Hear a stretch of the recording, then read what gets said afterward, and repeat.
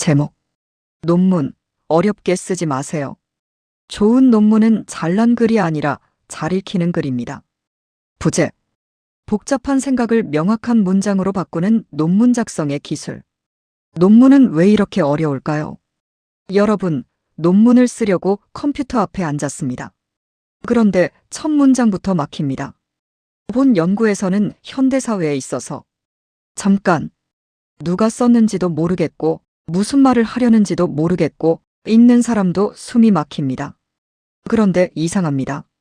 논문은 똑똑한 사람이 쓰는 글인데 왜 이렇게 읽기는 어려울까요? 혹시 논문을 잘 쓰려면 어려운 단어를 많이 써야 하고 문장을 길게 써야 하고 한자어를 많이 넣어야 하고 문장이 복잡해야 한다고 생각하시나요? 오늘은 그 생각을 한번 뒤집어 보겠습니다. 좋은 논문은 어려운 논문이 아닙니다. 좋은 논문은 내가 무엇을 주장하는지 분명하고 왜 그렇게 주장하는지 알 수 있으며 그 주장을 따라가는 과정이 편안한 논문입니다. 오늘은 바로 이것을 이야기해 보겠습니다. 논문 작성하는 방법. 그런데 오늘은 논문을 쓰는 방법을 논문처럼 어렵게 설명하지 않겠습니다. 오히려 아주 재미있는 비유를 통해 이야기해 보겠습니다. 1. 논문은 지식 자랑이 아니라 길 안내입니다. 논문을 처음 쓰는 분들이 가장 많이 하는 실수가 있습니다. 아는 것을 전부 넣는 것입니다. 나는 이것도 알고 저것도 알고 이 책도 읽었고 저 학자도 알고 이 이론도 알고 있습니다. 그래서 논문에 전부 넣습니다. 그러면 어떻게 될까요? 논문이 풍성해질까요? 오히려 독자는 길을 잃습니다. 논문은 백화점이 아닙니다. 백화점에는 없는 물건이 없습니다. 하지만 논문에는 필요한 것만 있어야 합니다. 논문을 하나의 여행이라고 생각해 봅시다. 여러분이 친구에게 내가 제주도에 갔는데 정말 좋았어 라고 이야기한다고 해보죠. 친구가 묻습니다. 뭐가 좋았는데? 그때 제주도의 지질학적 특성은? 이렇게 이야기하면 친구가 도망갑니다. 그런데 나는 성산일 출봉에서 해 뜨는 걸 봤는데 그 순간 정말 좋더라 라고 하면 이야기가 시작됩니다. 논문도 같습니다. 먼저 독자에게 알려줘야 합니다. 제가 이번 논문에서 이야기하려는 것은 이것입니다. 이것이 바로 연구 질문입니다. 논문에서 가장 먼저 정해야 할 것 무엇을 말할 것인가? 논문을 쓰기 전에 가장 먼저 해야 할 일이 있습니다. 자료를 모으는 것이 아닙니다. 논문을 쓰는 것도 아닙니다. 질문을 정하는 것입니다. 예를 들어, 노인의 디지털 교육에 관한 연구라고 해봅시다. 이것만 가지고는 너무 넓습니다. 그러면 질문을 좁혀야 합니다. 시니어의 스마트폰 교육에서 반복 학습이 디지털 활용 능력에 어떤 영향을 미치는가? 이제 조금 달라졌습니다. 무엇을 볼 것인지 보이기 시작합니다. 논문은 질문에서 시작합니다. 그래서 저는 논문을 쓸 때 이렇게 생각해 보시라고 권하고 싶습니다. 내가 이 논문을 통해 세상에 던지고 싶은 질문은 무엇인가? 이 질문에 답하지 못하면 논문의 나머지도 흔들립니다. 3. 논문은 집을 짓는 일입니다. 논문을 집이라고 생각해 봅시다. 그러면 연구 질문은 설계도입니다. 자료는 벽돌입니다. 논증은 벽입니다. 결론은 지붕입니다. 그런데 재미있는 일이 벌어집니다. 어떤 사람은 집을 짓는데 벽돌부터 잔뜩 가져옵니다. 벽돌 1000개, 2000개, 그리고 말합니다. 나는 자료가 많아. 그런데 설계도가 없습니다. 그러면 집이 만들어질까요? 아닙니다. 벽돌이 아무리 많아도 설계도가 없으면 집이 아니라 벽돌 더미입니다. 논문도 똑같습니다. 논문에서 중요한 것은 자료의 양보다 자료의 방향입니다. 자료를 많이 모았다고 논문이 되는 것이 아닙니다. 그 자료가 내 질문에 어떤 답을 주는가가 중요합니다. 4. 좋은 논문은 한 문장으로 설명할 수 있어야 합니다. 논문을 쓰다가 한번 이런 실험을 해보세요. 친구에게 물어봅니다. 내 논문이 무슨 내용인지 한 문장으로 말해봐. 친구가 말합니다.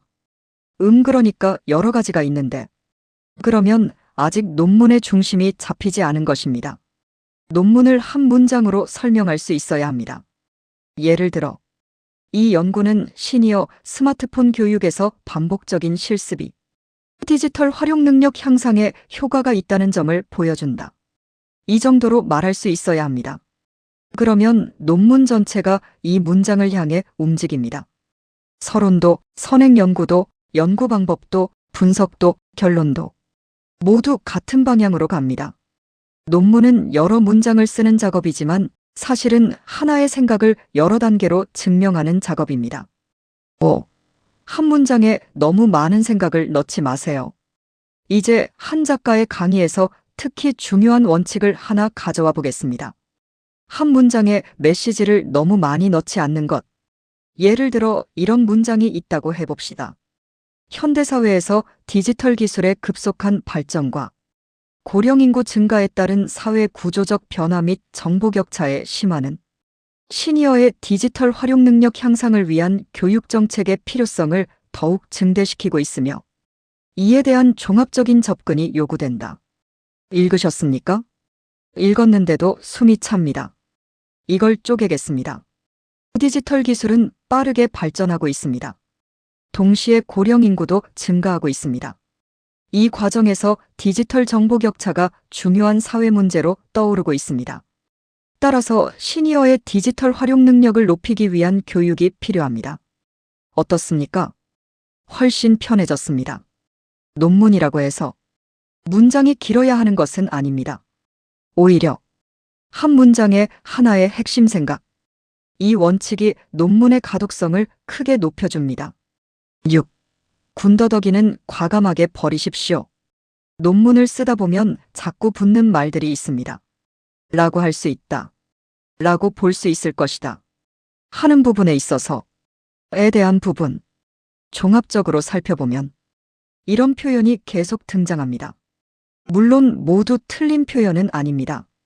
문제는 습관적으로 사용한다는 것입니다.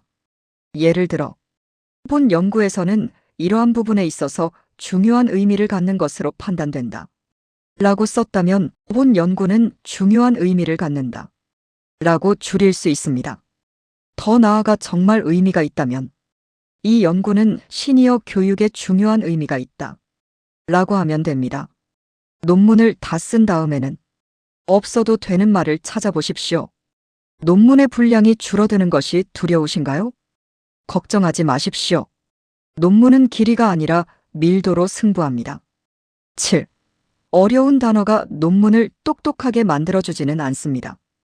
여기서 아주 중요한 이야기가 있습니다. 논문을 처음 쓰는 분들이 흔히 착각합니다. 전문적인 글이니까 전문적인 말을 많이 써야 한다. 하지만 어려운 단어를 쓴다고 생각이 깊어지는 것은 아닙니다. 오히려 독자가 이해하지 못하면 논문의 주장도 전달되지 않습니다. 예를 들어, 통합적으로 계획 관리하지 못하였다. 보다 통합하여 관리하지 못했다. 가 훨씬 분명합니다. 가능하다면 쉬운 우리말로 바꾸십시오. 실시하였다보다 했다. 진행하였다보다 진행했다. 활용하고자 한다보다 활용한다. 물론 학술적인 정확성이 필요한 용어는 그대로 사용해야 합니다. 그러나 어려워 보이기 위해 어려운 말을 쓰지는 마십시오. 논문은 독자를 시험하는 글이 아닙니다. 독자를 설득하는 글입니다. 8. 것, 부분, 측면을 조심하세요. 논문을 쓰면서 아주 자주 등장하는 단어가 있습니다. 바로 것, 하는 것이 필요하다. 할 수 있다는 것이다. 중요한 것은 물론 필요한 경우가 있습니다. 하지만 계속 사용하면 문장이 흐려집니다. 또 하나 있습니다. 부분. 이 부분에 대해서 살펴보면 이러한 부분은, 중요한 부분은, 그런데 물어보겠습니다. 정확히 무엇입니까? 부분이라는 말을 빼고 정확한 명사를 넣어보세요. 이 부분, 이 연구 결과, 이러한 부분, 이러한 교육 방식, 중요한 부분, 중요한 요인. 이렇게 바꾸면 문장이 살아납니다. 9. 논문도 소리내어 읽어보세요. 이 방법은 정말 간단합니다. 논문을 다 쓴 다음 소리내서 읽어보십시오. 이 연구에서는 읽습니다. 본 연구 결과를 종합적으로 고려해 볼 때 읽습니다. 갑자기 내가 쓴 문장이 이상하게 들립니다. 왜 그럴까요? 눈으로 볼 때는 문장의 오류를 잘 발견하지 못합니다. 하지만 귀로 들으면 호흡이 어디에서 끊기는지 보입니다. 그래서 논문을 마지막으로 고칠 때는 눈으로만 읽지 마십시오. 입으로 읽으십시오. 혀가 꼬이는 문장은 대개 문장도 복잡합니다. 숨이 차는 문장은 대개 너무 깁니다. 무슨 말인지 다시 읽어야 하는 문장은 대개 구조가 복잡합니다. 10. 논문의 진짜 주인공은 나의 주장입니다. 논문을 읽다 보면 참고 문헌이 아주 많이 나옵니다. 김은 이렇게 말했다. 이은 저렇게 말했다.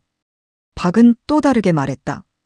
그런데 논문을 다 읽었는데도 그래서 연구자는 무슨 말을 하는 거지? 라는 생각이 든다면 문제가 있습니다. 참고 문헌은 주인공이 아닙니다. 나의 연구 질문과 나의 분석이 주인공입니다. 다른 학자의 의견은 내 주장을 뒷받침하거나 비교하기 위해 사용하는 것입니다. 그래서 문단을 쓸 때도 이렇게 생각해 보세요. 이 문단에서 내가 하고 싶은 말은 무엇인가? 그리고 그 문장을 먼저 씁니다. 그 다음 근거를 붙입니다. 11.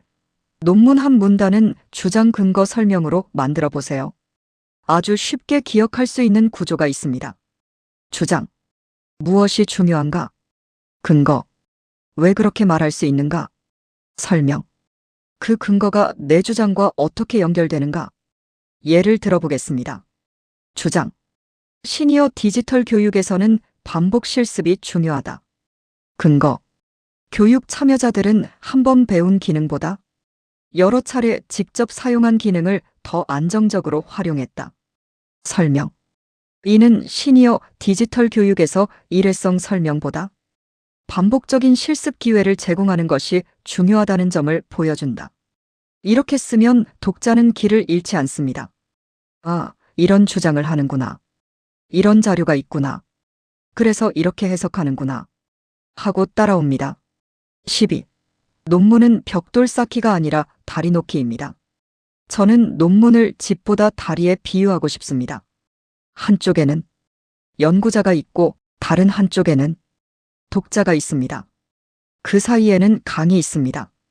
그 강의 이름은 내가 생각하는 것과 독자가 이해하는 것의 차이입니다. 논문은 그 강 위에 놓는 다리입니다. 자료는 다리의 재료이고 논리는 다리의 구조이며 문장은 사람들이 걸어가는 길입니다. 그런데 문장이 너무 어렵다면 독자가 다리를 건너다가 넘어집니다. 논리가 끊어지면 다리가 무너집니다. 근거가 부족하면 다리를 믿고 건널 수 없습니다. 그래서 좋은 논문은 독자가 끝까지 건너갈 수 있는 다리입니다. 13. 마지막에는 그래서 무엇인가? 에 답해야 합니다. 논문의 결론을 쓸 때 많은 사람들이 앞에서 했던 이야기를 다시 반복합니다. 본 연구에서는 어를 살펴보았다. 비의 중요성을 확인하였다. 시가 필요하다고 보았다. 여기에서 한 걸음 더 나가야 합니다. 그래서 무엇입니까? 이 연구가 우리에게 무엇을 알려줍니까?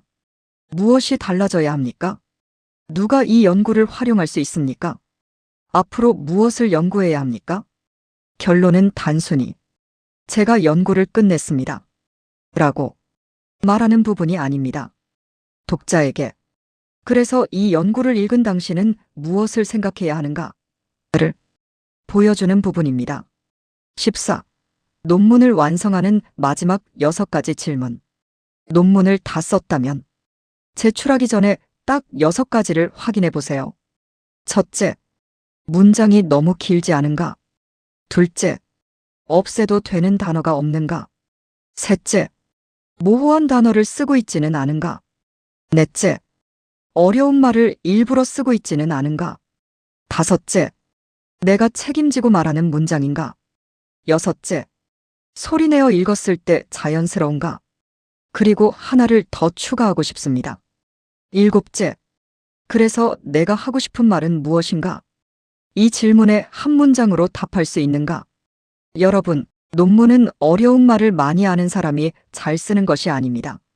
자신이 무엇을 말하려는지 분명하게 아는 사람이 잘 씁니다. 좋은 논문은 어려운 문장을 만드는 글이 아니라 복잡한 생각을 쉽게 이해할 수 있도록 정리하는 글입니다. 그리고 좋은 글을 쓰는 가장 좋은 방법 가운데 하나는 자신의 글을 낯선 사람의 글처럼 읽어보는 것입니다. 이 문장을 처음 보는 사람이 이해할 수 있을까? 이 문장은 꼭 필요한가? 이 단어보다 더 쉬운 말은 없을까? 내가 지금 한 문장에 너무 많은 이야기를 넣은 것은 아닐까? 그리고 마지막으로 소리내어 읽어보십시오. 눈으로는 괜찮았던 문장이 입으로 읽으면 갑자기 이상하게 들릴 수 있습니다. 그때 고치십시오. 한 문장을 짧게 만들고 한 단어를 덜어내고 모호한 표현을 정확한 말로 바꾸고 주장을 분명하게 만들고 근거를 제대로 연결하십시오. 그러면 논문은 조금씩 달라집니다. 처음에는 내가 하고 싶은 말을 적은 글이었다면 수정이 끝난 뒤에는 독자가 이해할 수 있는 글이 됩니다. 그리고 바로 그때 논문은 비로소 나의 생각에서 다른 사람과 나누는 지식으로 바뀝니다. 오늘부터 논문을 쓰실 때 기억하십시오. 쉽게 쓰되 가볍게 쓰지 말고 정확하게 쓰되 어렵게 쓰지 마십시오. 좋은 논문은 어려운 글이 아니라 생각의 길이 잘 보이는 글입니다. 오늘도 여러분의 생각이 좋은 글이 되기를 응원하겠습니다. 오늘도 글쓰기란의 기린쌤이었습니다. 감사합니다.